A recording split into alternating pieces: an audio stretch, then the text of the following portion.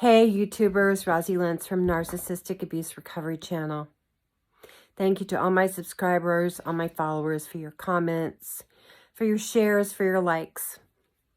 Today's commentary and topic is complex post-traumatic stress disorder versus PTSD. So CPTSD versus PTSD. What is the difference? And why is it pertinent to narcissistic abuse recovery?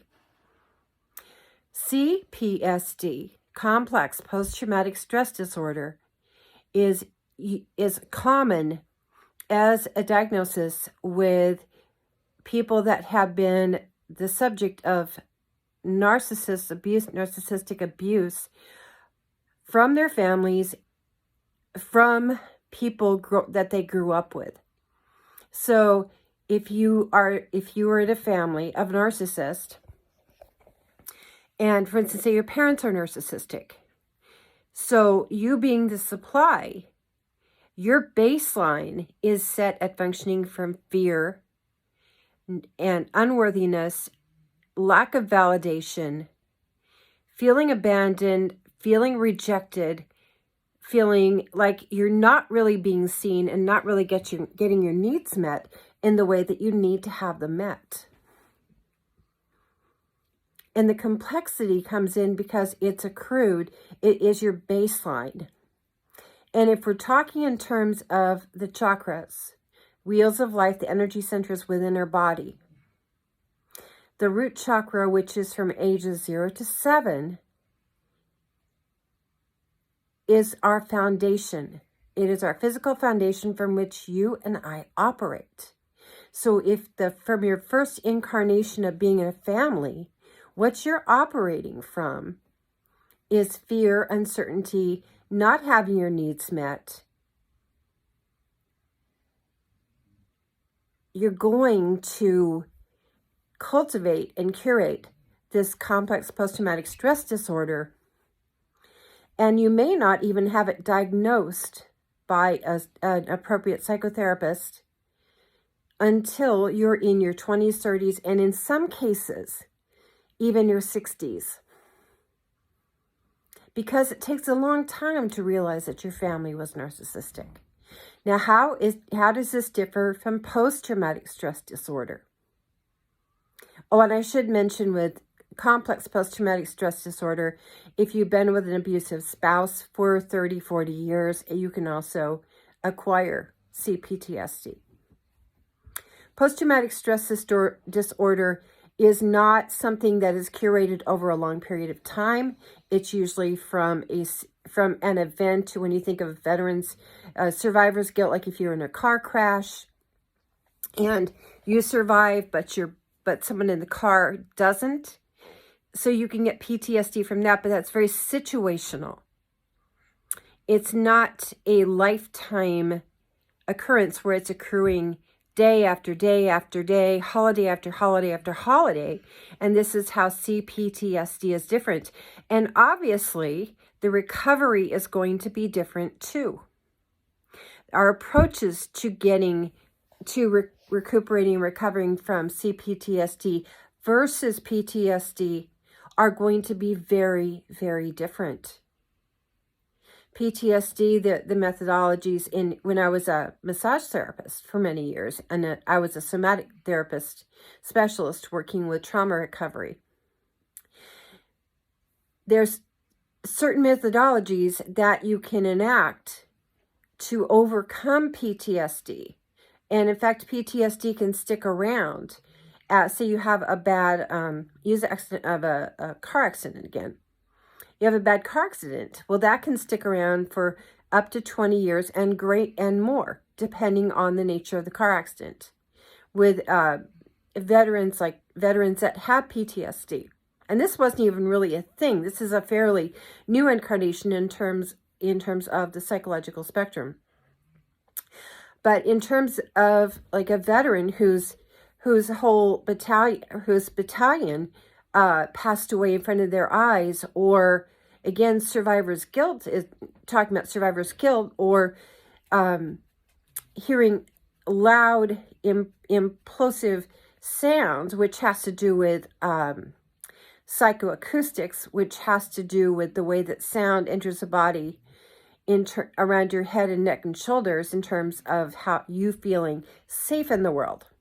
Things coming, like exploding behind you. That with vets can create post-traumatic stress disorder. So the CPTSD is more of this consistent emotional mental abuse. Consistent emotional mental abuse, oftentimes coupled with physical, sexual, and verbal abuse. And remember, this is an 18+ channel. I really don't want your kids watching this, because this is to help you as an adult recognize and recuperate and recover from the effects of being exposed to a narcissist.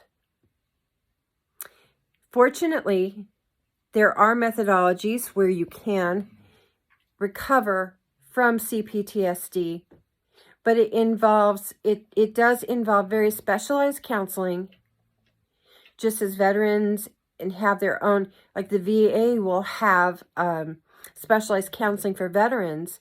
With CPTSD, which is where you're being taken advantage of emotionally, energetically, mentally, spiritually, physically, where anytime that you start to have any sense of who you are and having your needs met, those needs who are controlled by the narcissist are taken away from you. They're not met. And again, it comes down to the narcissist. There are lies that they spin. And I do want to mention, because someone commented on this and asked me if they were a narcissist for reacting to years of narcissistically being abused. Now, there is a turnaround here in the Darvo technique. In the Darvo technique, there is and this is something you can look up. This is a cycle of how a narcissist gets us, turns things around on us and gets us to react to them, which is of course their payout, right? They're not in it to win. They're in to be in control of your emotions, and that's their payout.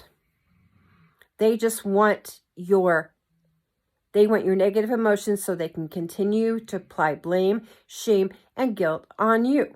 Okay?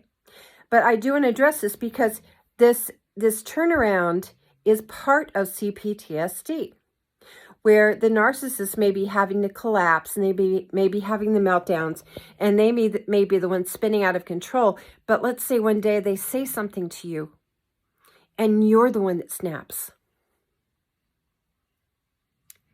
It is a natural turnaround as a supply, where you've reached your threshold of what your somatic system is how your body stores emotions in the physical body tissue, where you've reached your threshold of what you can hold without putting yourself into negative pathology's way, and you have an outburst where you are calling them names like they call you names. And that doesn't make you a narcissist, my dears.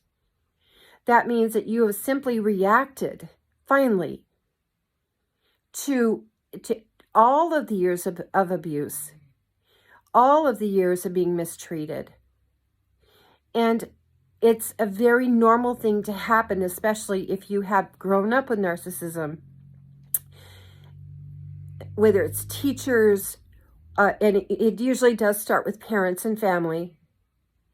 And you start attracting these people into your life because being the supply is normal. That is where your comfort zone is. That is where you comfortably reside, because that is the baseline. Remember that first chakra, that root chakra, ages 0 to 7. That is your baseline for normal.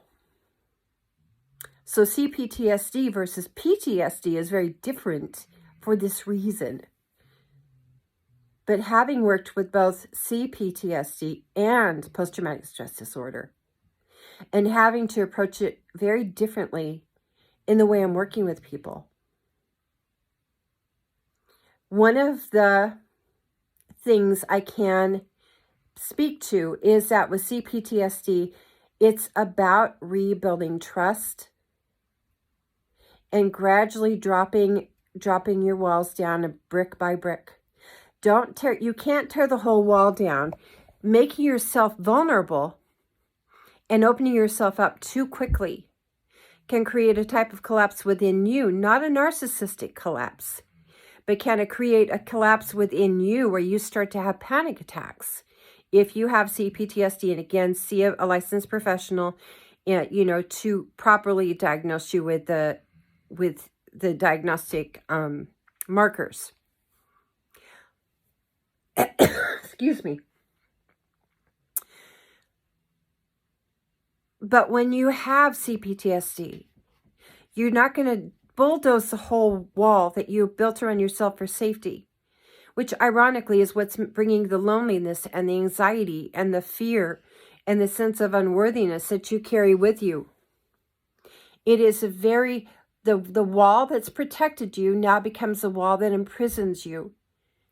And it's how the narcissist has been able to keep you isolated all of these years. It was their intention to have you gradually brick people out of your life. A good way to start to take your life back, if you feel like you might have this, is to start working with someone who can support you and walk you through the process of recovery. There is hope. I have seen people with even acute avoidance, acute rejection, acute abandonment issues begin to find their voice and to find their life again. And yes, it takes time. But to me, every time that I see a layer of success, a micro layer of improvement, and I see that improvement held session after session and time after time, and I see positive accruement of coming into authentic self and having authentic voice, it makes the work worthwhile. Because, my friends, you are worth it. You are amazing. You are so loved and so appreciated and so valued that you are worth the effort. And when you grow up as a supply in a narcissistic family, you're only loved when you're doing what they love themselves. And if you're different and you don't follow their script, you will not get their love. You'll not get the validation. You'll not get the appreciation. You'll not get the benefits of other people in the family that are tap dancing to their music. I'm going to tell you right now, you're not broken. You've simply been the subject and supply of some very cruel individuals. And depending on the type of narcissist it is, and we've talked about this before, it's important to know what kind of narcissist you're actually working with and that you're actually up against in order to know how to respond. There are narcissistic types where you say, I don't accept that. I had the other day the opportunity, a narcissist that I know was talking to me, and it's one of those things where you really can't avoid talking to them because of the situation.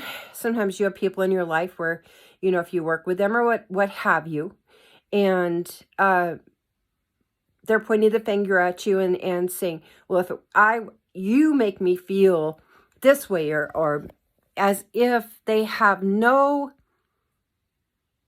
control over their own energy. And we are all responsible for our own happiness. They came at me, brought something up from years ago when I didn't even know them. And instead of buying into it, my first response was, I reject this, and I return all of the energy of what you said right back to you.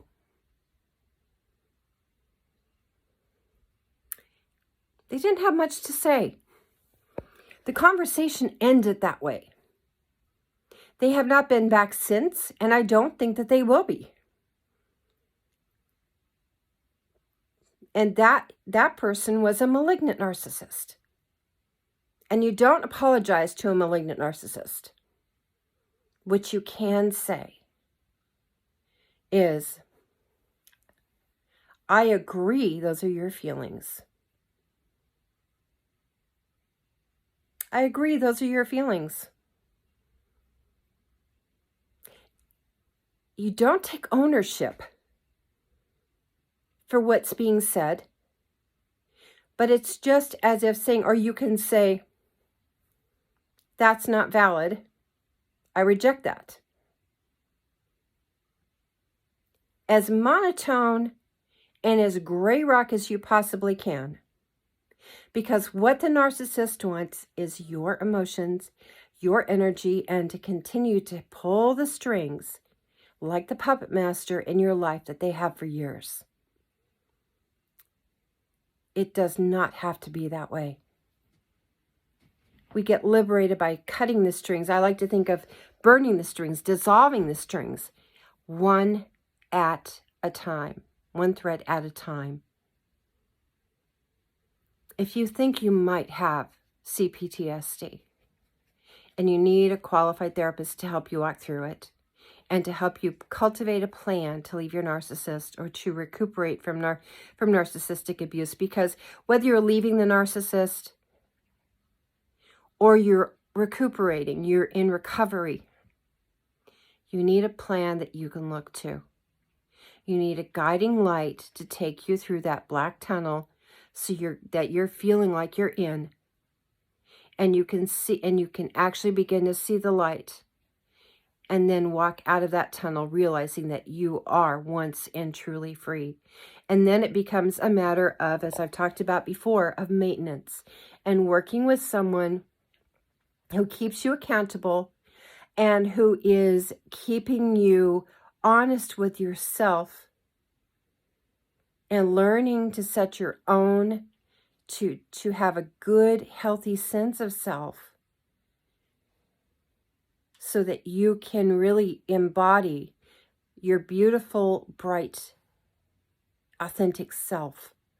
Because within you is this beautiful, bright, amazing person.